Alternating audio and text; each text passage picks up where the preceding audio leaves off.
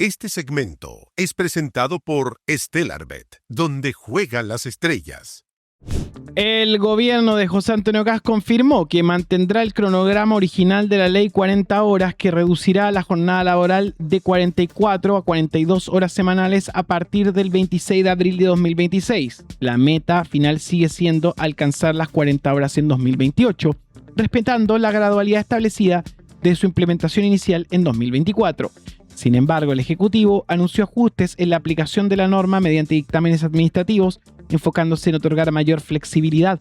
Los cambios apuntan a la regulación de la banda horaria, la interpretación del artículo 22, inciso 2, y el tratamiento de la hora de colación, buscando equilibrar derechos laborales con lo que ellos piensan es la realidad del empleo.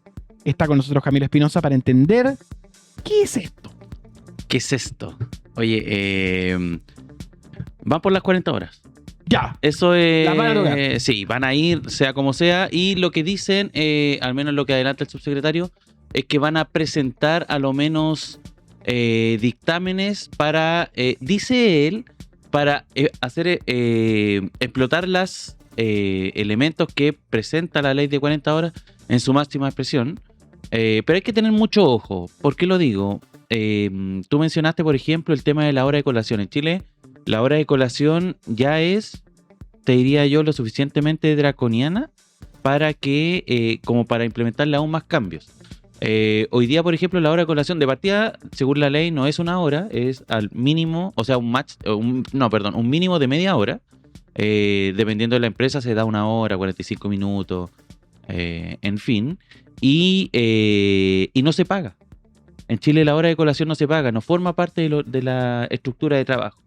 Lo que quieren, y esta es una propuesta de los empleadores, de hecho sacamos hace algún tiempo en Turno, una columna que denunciaba que la propuesta de los empresarios era justamente tocar la hora de colación, que es un derecho histórico de los trabajadores, algo que súper siglo XX, digamos su data, estamos hablando a principios del siglo XX, en donde se disputó la posibilidad de que exista 1 hora, una suerte de paréntesis en medio de cada jornada laboral, que no forma de la estructura de la jornada laboral. Normalmente lo que ocurre es que se pone la hora de colación y esa hora de colación después se recupera al horario de salida. Es como ocurre en general en las empresas, salvo digamos que sean empresas con distintas fórmulas de turno, part-time, Claro. Como que existen distintas realidades para aquello. Y justamente como existen distintas realidades, lo que está ocurriendo es que desde el gobierno quieren como flexibilizar. De hecho, es una palabra que en esa entrevista que dio el subsecretario en Pulso, es algo que quieren flexibilizar aún más. No dicen cómo, no dicen hacia dónde, pero hay que estar muy atento porque la propuesta de los empresarios, la que está sobre la mesa, es justamente tocar la hora de colación. También tiene una frase media extraña. Yo acá invitaría tal vez si tenemos ahí abogados escuchándonos, porque él habla de que hay una interpretación de la ley respecto a lo que hace o deja de hacer la Dirección del Trabajo, que puede ser compleja para, dice él, la implementación de la ley.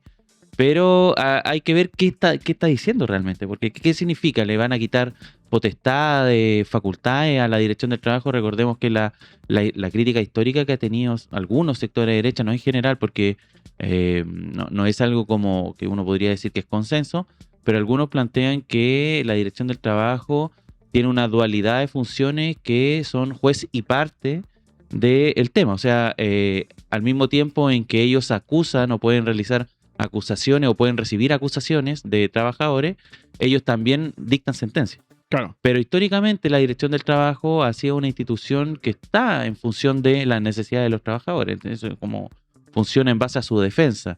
Y eso ha sido defendido también históricamente por el mundo de los trabajadores. Así que esto tiene en alerta mucho a las centrales sindicales, sindicatos, porque se piensa y se supone que las 40 horas, que recordemos fue una ley que fue bien aprobada, yo te diría, por casi todo el espectro político, salvo los republicanos, en el periodo anterior. Entonces hay consenso en que se tiene que disminuir la hora de trabajo.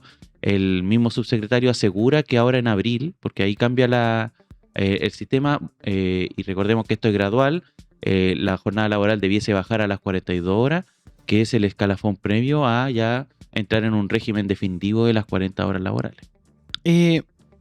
Ahora, 40 horas equivale aquí. Siempre una buena pregunta a nivel tiempo. Tú dices diario. Sí. Son 8 por 5, 40. 8 horas. 8 horas. Claro, y normalmente antes se consideraban las 9 horas laborales, como diarias. Y creo que te queda una colita, ¿no? A ver, 8 por 5. No, 8 por 5 son 40. Claro. Entonces, la idea es que sean 8 horas. Normalmente lo que ocurre es que son 4 horas de corrido, hora de colación y 4 horas posteriores. Acá dice el ministro del Trabajo, Tomás Rau, señaló que utilizarán todas las facultades normativas disponibles para mejorar su aplicación. Hay una serie de cambios. Actualmente, el primero es el banda horaria, que permite actualmente a padre o cuidador de 12 años ajustar su horario de ingreso hasta 1 hora. El gobierno considera que la interpretación de la Dirección del Trabajo limita acuerdos sobre empleadores y trabajadores. Se busca facilitar pactos internos sin restricciones excesivas y Rosende criticó que la Dirección del Trabajo sea la piedra de tope en estos acuerdos. La Dirección del Trabajo se transforma en un protagonista de este debate. Sí, y es curioso porque ellos nombraron también el presidente Kast gastó una de sus balas de plata. Recordemos que las balas de plata son facultades que tiene el presidente de la República para nombrar autoridades en determinados servicios, saltándose este sistema de alta dirección pública, la famosa ADP. Y el presidente gastó una de las balas de plata justamente para nombrar al nuevo director del trabajo, que ayer estuvimos echándole un ojo a su biografía. Es una persona que desde los gobiernos de Piñera viene trabajando en el mundo del trabajo. Se entiende y se subentiende que es un especialista en la materia. Y estaría bueno también conocer sus prerrogativas. De momento, no, como fue nombrado recientemente, no tenemos mayor información de cuáles son sus ideas en este gobierno y hacia dónde va a apuntar. Sí, el segundo cambio del artículo 22, inciso 2, este artículo excluye a ciertos trabajadores de la limitación de jornada como gerentes o cargos sin supervisión directa. La actual interpretación es considerada demasiado restrictiva por el Ejecutivo. Se pretende ampliar o reinterpretar los criterios para incluir más casos dentro de esa categoría. El objetivo es ajustarse mejor al espíritu de la ley según la autoridad. El artículo 22 cubre muchas veces a los periodistas, ¿no? Sí, y eso siempre ha sido un debate porque se entiende que el artículo 22 es para organismos que uno podría decir de emergencia o que en general no tienen horario. Pienso yo, por ejemplo, gente que trabaja en el mundo de lo que son la infraestructura crítica, la luz, Claro. el agua. Pienso también en cuando ocurren en general está pensado para la emergencia y no sé en qué momento los periodistas pasamos a ser personas de importancia en caso de emergencia. Es un debate, no digo que tal vez no lo sean. Yo creo que en caso de terremoto y cosas así, evidentemente la comunicación a nivel país pasa a ser un elemento importante, pero el tema es que evidentemente el artículo 22 históricamente se ha prestado para ser una suerte de bypass para no pagar hora extra. Es como históricamente lo que ha ocurrido. Entonces, la idea, hay que ver ahí bien cuál es el contenido. O sea, si él quiere alterar el artículo 22. Porque ¿qué pasa con el artículo 22? Siempre se presentó como una suerte de piedra de tope para la aplicación de esta misma ley, justamente porque si tú no tienes en rigor un horario de trabajo definido, ¿cómo voy a reducir tu horario de trabajo?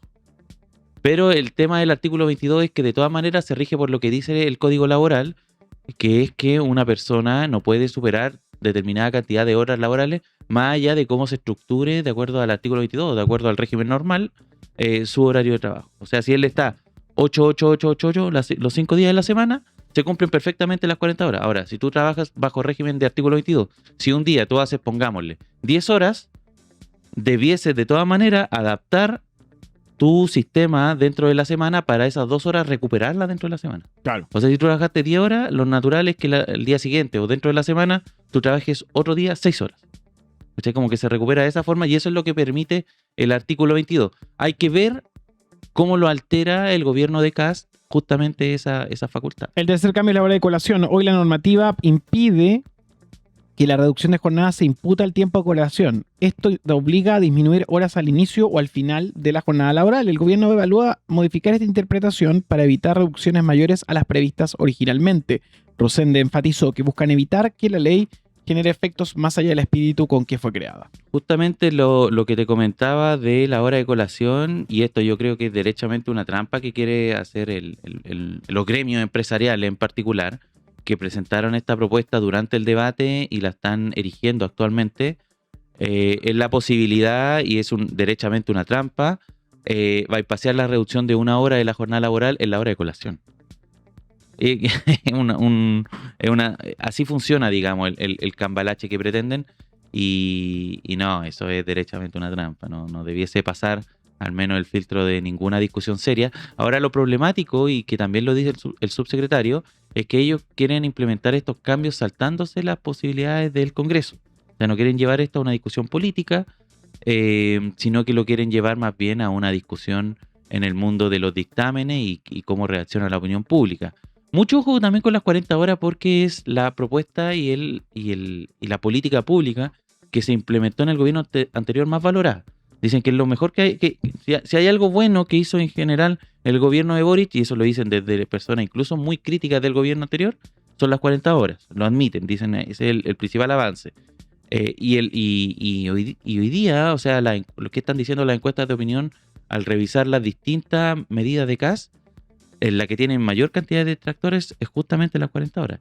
Y avanzar en ese sentido, que es complejo. Yo he escuchado distintas medidas que en general de este gobierno actual quieren avanzar donde las cosas funcionan bien. Es raro eso, como generar cambios. Por ejemplo, vimos el fin de semana una entrevista al ministro de Transporte que está hablando de alterar la flota de buses y hacer cambio en ese sentido, cuando en general el tema del transporte ha mejorado muchísimo. Entonces, hacerle cambio, eso se puede percibir mal desde el punto de vista de la opinión pública. Y lo mismo ocurre acá con las 40 horas. Hacerle cambios, tocar las 40 horas, tocar la gratuidad o tocar las grandes que se perciben.